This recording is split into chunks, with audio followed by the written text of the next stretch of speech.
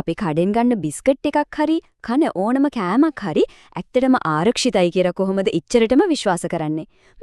ඒ විශ්වාසයේ පිටිපස්සේ තියෙනවා අපේ ඇහැට පේන්නේ නැති ඒත් හරිම බලවත් හරියටම සැලසුම් කරපු පද්ධතියක්. අද අපි කතා කරන්න යන්නේ අන්නේ සිස්ටම් එක ගැන. ඒකට කියන නම තමයි HACCP. මෙහෙම හිතමුකෝ. කෙනෙක් ආසම බිස්කට් එකක් කන්න ගන්නවා. ඒත් ඒක ඇතුලේ ඒක හදපු මැෂින් එකකින් ආපු පුංචි ලෝහ කෑල්ලක් තිබුණත් අනේ හිතන්නත් බයයි නේද? ඉතින් මේ වගේ භයානක දෙයක් වෙන්නේ නැතුව වළක්ව ගන්න තියෙන ක්‍රමය මොකක්ද?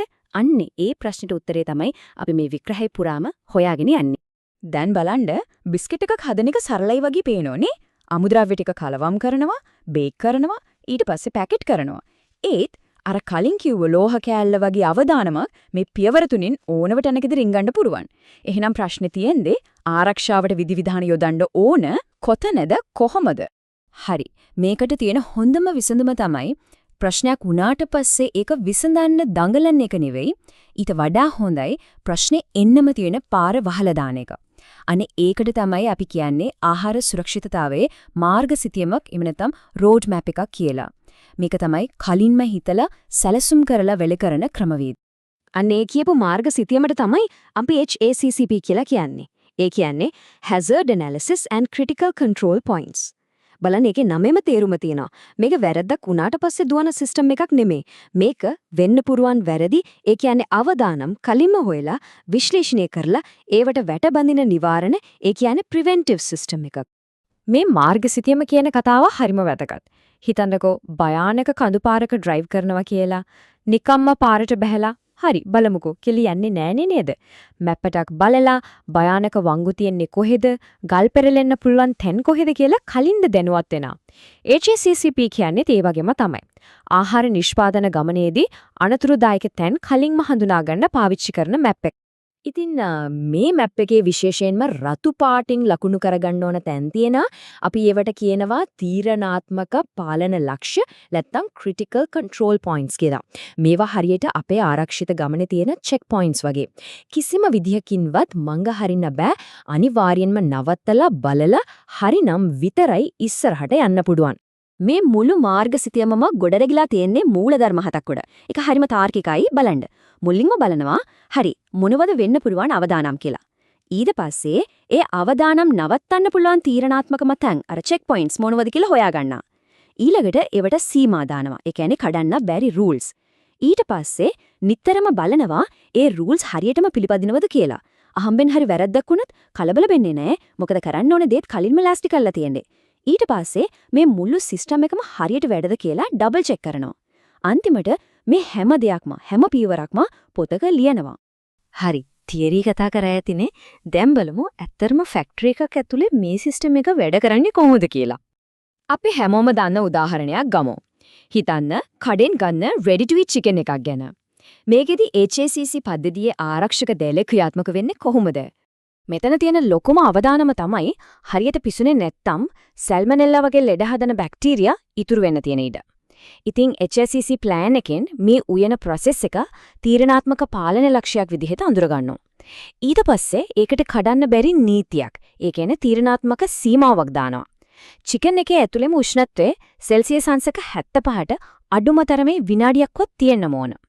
ඉතින් හදන හැම බැච් එකක්ම හරියට කැලිබ්‍රේට් කරපු තර්මෝමීටර් එකකින් චෙක් කරනවා. අහම්බෙන් හරි උෂ්ණත්වය මදි වුණොත් එතනම ක්‍රියාත්මකයි. ආරක්ෂිත උෂ්ණත්වයට එනකන් ආයෙත් වෙනවා. හොඳයි. එහෙනම් අපි ආයෙත් යමු මුලින්ම අහපු ප්‍රශ්නෙට. බිස්කට් එකක ලෝහ කෑල්ලක් තියෙන එක වළක්වන HACCP රෝඩ් මැප් එක කොහොමද වැඩ කරන්නේ? මෙතන අවදානම ඉන්නේ බැක්ටීරියා වලින් නෙවෙයි. යන්ත්‍ර වලින් එන්න පුරවන් ලෝහ කෑලි වලින්. ඒ නිසා බිස්කට් පැකට් කරන්න කලින් තියෙන මෙටල් ඩිටෙක්ටර් එක තමයි අපේ තීරණාත්මක පාලන ලක්ෂ්‍ය. හැබැයි ඩිටෙක්ටර් එකක් තිබ්බ පළියටමදි. ඒක හරියටම වැඩ කරනවද කියලා වැඩමුරයක් ඇතුළේද කිහිප වතාවක්ම ටෙස්ට් පීසස් දාලා චෙක් කරන්න ඕන. පරීක්ෂණය අසමත් වුණොත් මොකද වෙන්නේ? මුළු ප්‍රොඩක්ෂන් ලයින් එකම නවත්තලා ඒ වෙලාවේ හදපු බිස්කට් ඔක්කොම ආයෙත් චෙක් කරනවා. පේනවනේ ප්‍රශ්නේ එනකම් බලන් ඉන්නේ නෑ. එන්න කලින් මල්ලගන්න. දැන් මේ හැම දෙයක්ම කරා කියලා වචනෙන් කිව්වට මදි. අපි ඕක චෙක් කරා කියලා නිකන් ඉන්න බෑ. ඒ හැම දෙයකටම සාක්ෂි තියෙන්න ඕනේ. ඒ කියන්නේ කරපු හැම පරීක්ෂණයක්ම, මැනපු හැම උෂ්ණත්වයක්ම, ගත හැම නිවැරදි කිරීමේ පියවරක්ම ලේඛනගත වෙන්නම ඕන. අන්නේ සාක්ෂිය තමයි මේ වගේ ලොග් පොතක්. ඉලක්ක උෂ්ණත්වය විතරක් නෙමේ ඇත්තටම ආපු උෂ්ණත්වය. ඒක පරීක්ෂා කරපු කෙනාගේ අත්සනත් එක්ක හැම බැච් එකටම සටහන් වෙනවා. මේක නිකම්ම කඩදාසි පුරවන වැඩක් නෙමෙයි. මේක තමයි මුළු සිස්ටම් එකේම මෙමරි එක. ආරක්ෂාව ගැන දෙන සහතිකය. ඇත්තටම මේ තරම් විස්තරාත්මක මාර්ගසිතියමක් හෙල්ලෙන අතිවාරමකුඩ හදන්න බෑනේ. ඒකට ශක්තිමත් පදනමක් ඕන.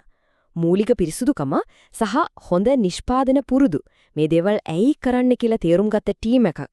නිවැරදි මිනුම් දෙන කැලිබ්‍රේට් කරපු උපකරණ. අන්න ඒ වගේ දේවල් තමයි අත්තිවාරම. මේ මූලික දේවල් හරියට නැතුව ලෝකේ හොඳම මැප් එක තිබුණත් වැඩක් නැහැ. හොඳයි. එතකොට ඇයි මේ HECCP සිස්ටම් එකකට මේ තරම්ම මහන්සි වෙන්නේ? ඇත්තටම මේකෙන් ලැබෙන පේ ඔෆ් එක මොකද්ද? මේකෙන් ලැබෙන දේවල් නම් ගොඩක් තියෙනවා. මේ සිස්ටම් එක තමයි කෑම කන කෙනා සහ ආහාර මගින් එන ලෙඩ රෝගයක් අතර තියෙන ආරක්ෂක පවුර. ඒකෙන් වෙළඳාමයක් ගැන ලොකු විශ්වාසයක් ගොඩනගෙනවා.